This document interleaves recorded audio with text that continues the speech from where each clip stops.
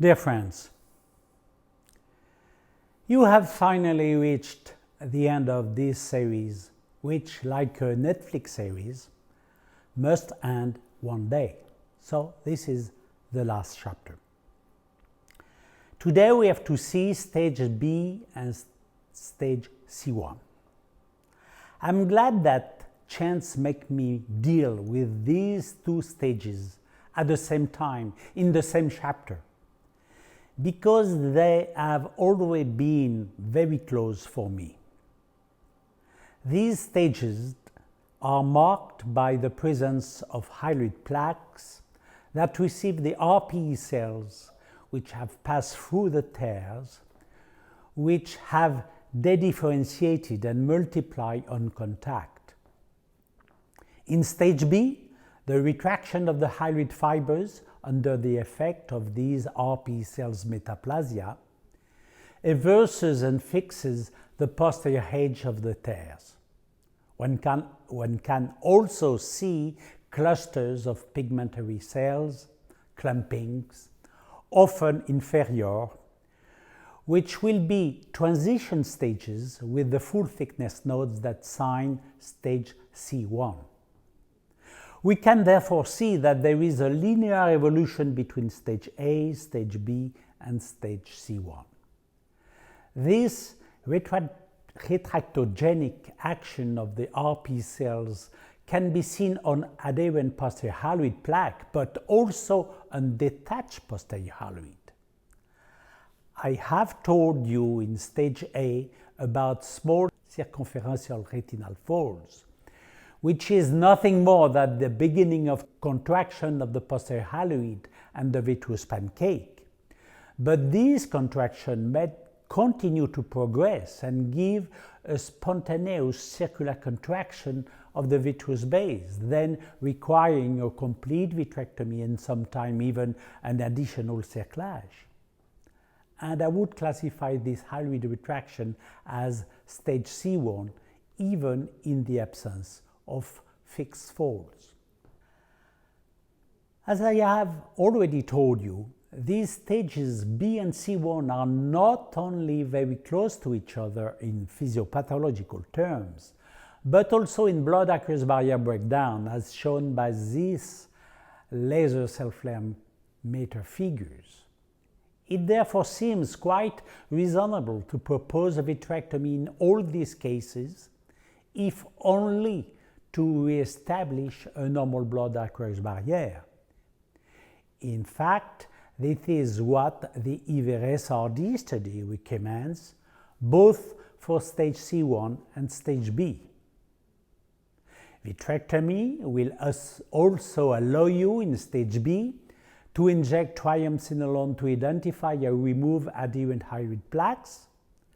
This will also make it possible to discover a plaque on the macula, the removal of which will avoid the classic postoperative macular pucker and thus avoid returning to surgery. In stage C1, the focus will be on dissecting the retraction nodes.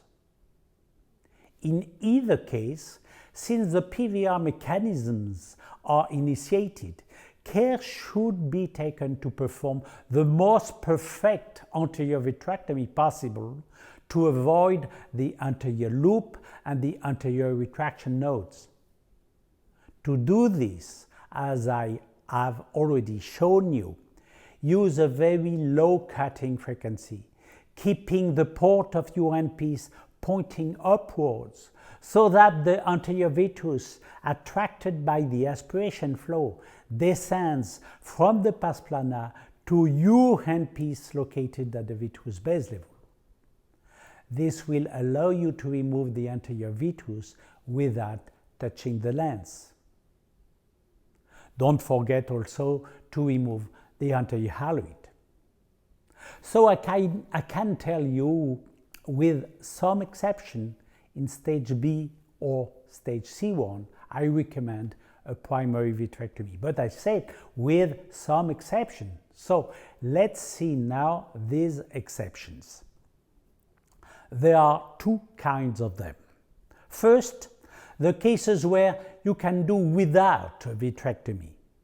In stage B, there are detachments which have no alarming signs and which only show 1, 2, or 3 small tears at the vitreous base level. In these cases, you can simply make a rather slightly protruding indentation to reverse the retraction forces that the haloid plaque just behind the tear is likely to produce, combining it with a gentle cryo, a drainage, and a gas bubble injection. These cases are quite frequent, but careful, never in case of a big tear or an equatorial tear, never when there is a big hypotonia or a big pigmentary tendon, and never when the macula starts to wrinkle.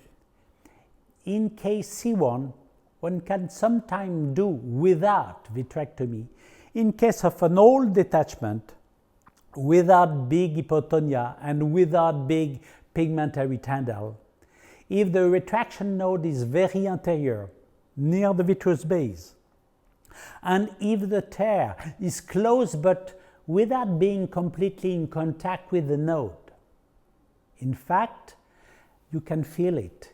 It is a detachment without very high evolutionary potential. In these cases, a simple indentation carrying both the tear and the retraction knot can solve the problem, provided you take care to extend a little bit the intrascleral course of the point perpendicular to the indentation behind the indentation, so as to add a small fold factor to this indentation. If the tear is in contact with the knot, perform a vitrectomy to remove the folds that would otherwise prevent the reapplication of the edge of the tear. But there are also cases where vitrectomy has been performed but does not seem to be sufficient. In stage B, this can happen when the haloid plaque could not be removed. As I told you in another chapter, it happened to me, and it must have happened to you too, because there are cases where the haloid fiber sink inside the retina, and therefore there is no planar cleavage. In these cases, as long as the tear is not small, it may be more reassuring to make an additional indentation. There are also certain B stages with a lower periphery dot with clumpings, where there are not a real full thickness folds, but where we can clearly feel that a small retinal rigidity persists, and where the realization of a lower indentation will blur all the fares that one could have had. In stage C1, as I have already told you, there are cases with lower retraction nodes which are difficult to dissect, and where it is felt that if we continue, we will produce a tear, and that this tear may enlarge during the dissection, and we will be forced to use silicone oil. It seems preferable at this point to stop the dissection and make a lower indentation plus fold, carrying the retraction knots. As the fold factor is located behind the indentation, it will compensate for the loss of retinal surface due to the absence of dissection. You will not need to put dents cirants, and therefore no need to reoperate 10 days later.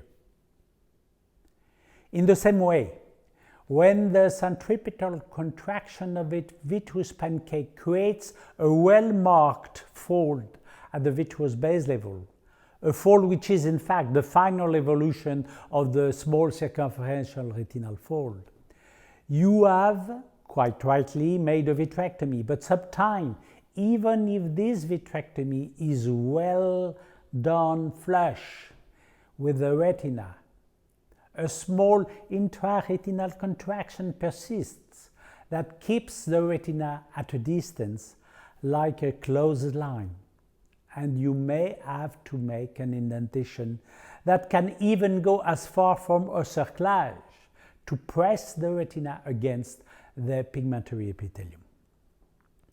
Finally, there are all those cases where you have well-dissected retraction nodes without making iatrogenic tears, but where you feel that the retina has lost its flexibility, as if it were thicker and shorter, and will have difficulty to reapply.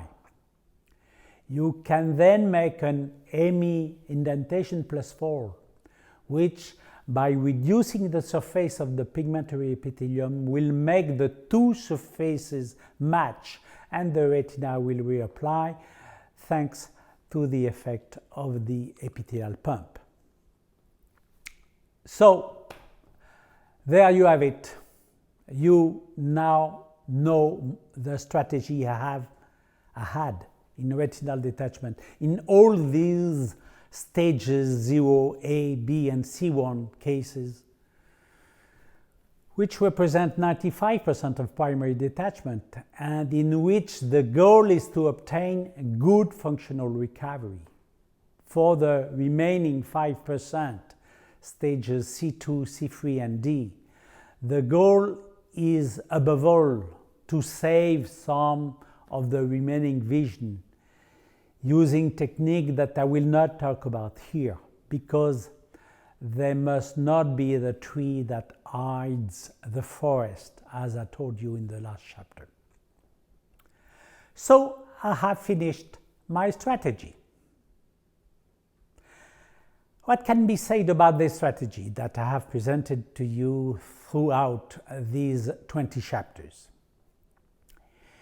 It is very close to the recommendations of the EVRS-RD study, with the exception of a few cases of stage B or C1 where I made an indentation, and a few other cases of stage A that I treated by cryo-drainage gas. But I completely confirms the recommendations of the EVRS-RD studies, which reversed the current trend by proving in a statistically significant way that systematic vitrectomy for almost all the stages 0 and A was a sacrilege for the patient. As I have said, the RD study could not go into the clinical or technical details that I have presented to you because they were not shared by anyone, by everyone. So the question is this strategy involving this fine clinical research, this user slit lamp, this design and realization of indentation or drainage, this very particular use of the vitrectomy machine, is it all going to change the results? Then, of course, comparison is not reason. You can't compare two statistics like that. First of all, because my way of working, which allowed me to accept any patient in an emergency, can affect the final results and is not reproducible in all the countries. But also because the criteria of failure were not the same. In my statistic are counted as a failure the patient in whom had put silicone, even if at the end, after removal of the silicone, they remain cured.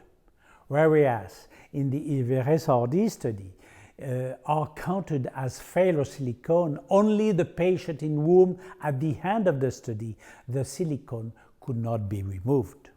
But let's just try to have a pragmatic view, nothing more, on the difference between my result and those collected by the RD study. Let's try to take similar cases, and for more statistical validity, let's choose the most numerous cases, stage 0 or A detachments. There were, in the EV-RSRD study, 5,176 primary procedure stage 0 or A detachments for a total number of 260 failures or silicone present in the eye at the end of the study.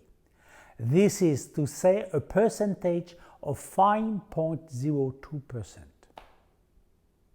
Of my 3,132 primary procedure stage 0 or A detachment, which of course were not part of the EV-RSRD study, I had 40 failures of silicone injections, a percentage of 1.28%. The difference is highly significant, with a p-value at 10 minus 19. So, far from me the idea of triumphalism, and it is in complete independence since I stopped my activity, that I can tell you that the strategy I have proposed to you has more control over the various situations than that of the 180 surgeons of the EV-RSRD study, since, on average, they have 4 times more failures of silicone than me. Let's see why. Of course, there is the influence of machines equipped by Venturi pump, which are known to cause 2.9 times more failures than those equipped with aspiration flow control pump. It is true that this is huge, and it surprised us all, even me who was already convinced, but to discover that they cause 3 times more failures and were therefore one of the main factors of failure, I did not expect it.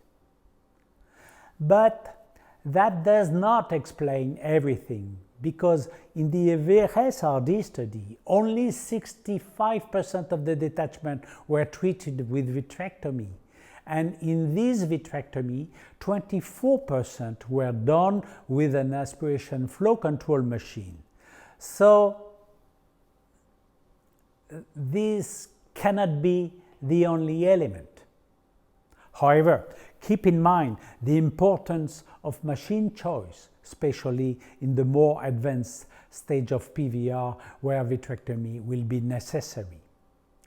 But in this stage 0A, the big difference between my statistic, my strategy, and that of the 180 surgeons in the EV-RSRD study is the proportion of patients treated by vitrectomy. 9% in my series and 65% in the EV-RS series. And here it is a double penalty.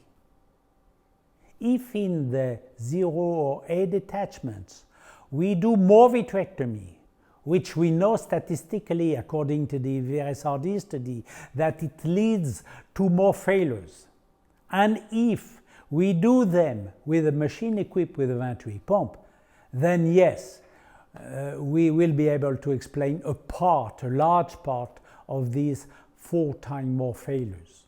So I tried to assign mathematical formulas to the EV-RS figures to know the number of failures that would have been obtained with the use of a flow control machine and a vitrectomy rate similar to mine.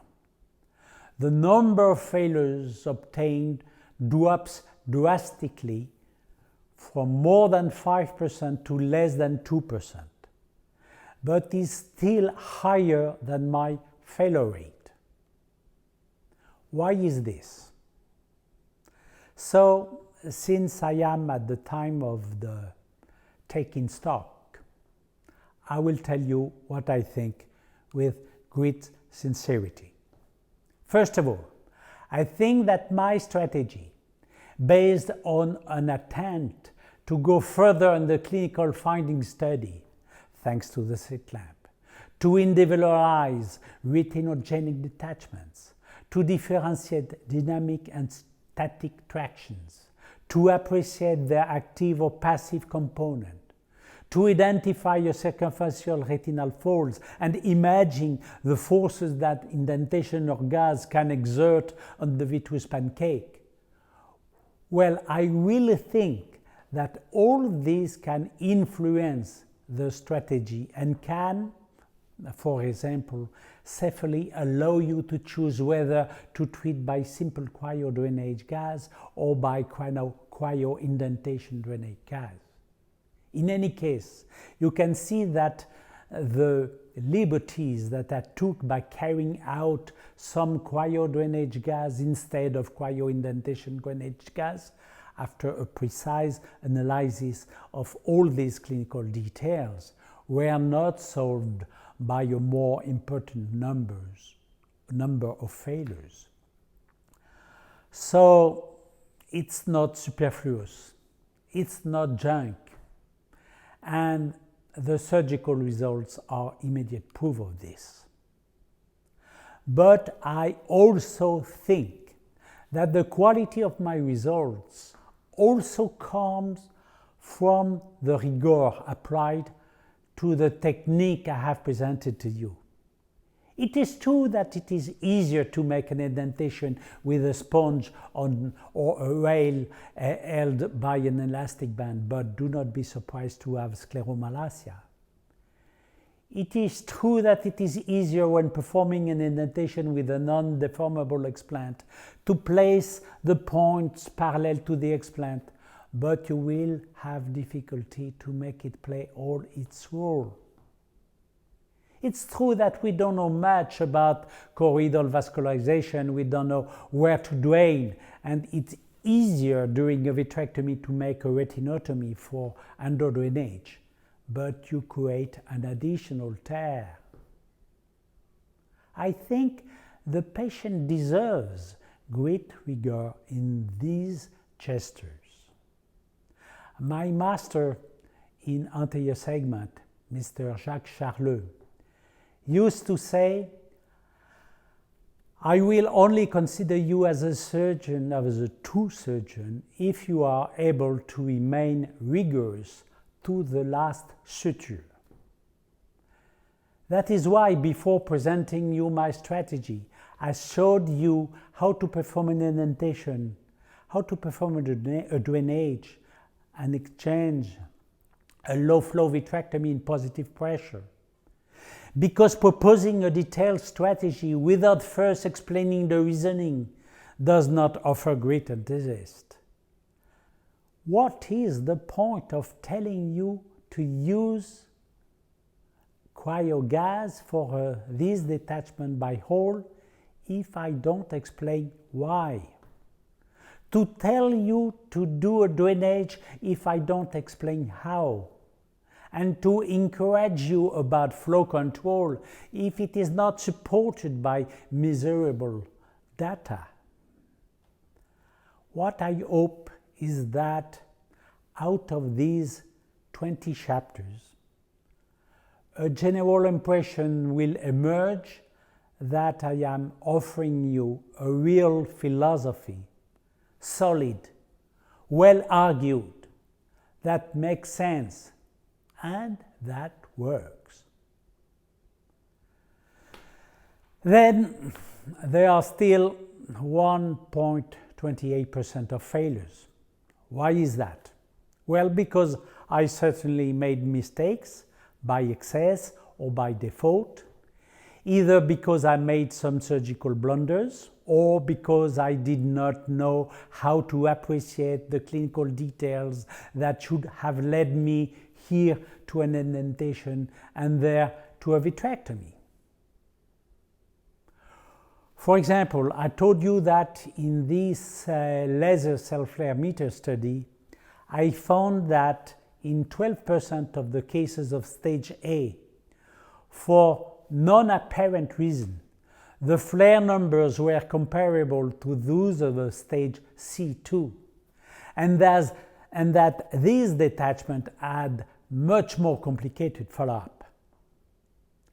A systematic flare count could have oriented me toward a primary vitrectomy, when no semiological detail justified it.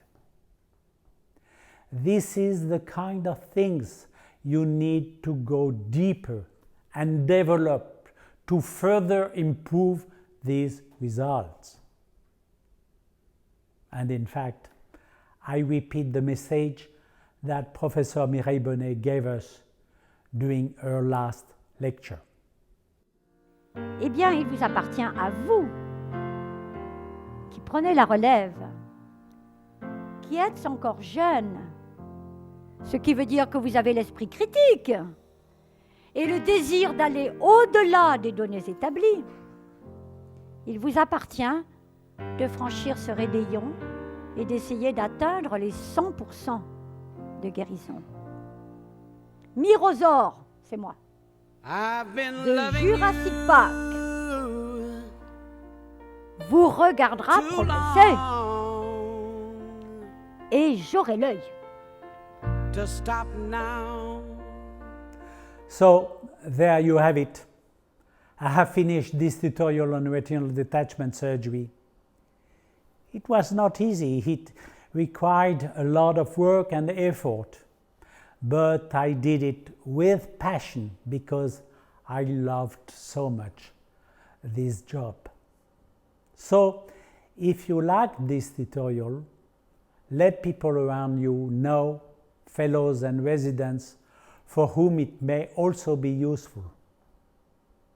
To make it easier to view, I have regrouped this tutorial with the one of macular surgery on my website drdidier.com. So give me your comments and continue to do this job with passion.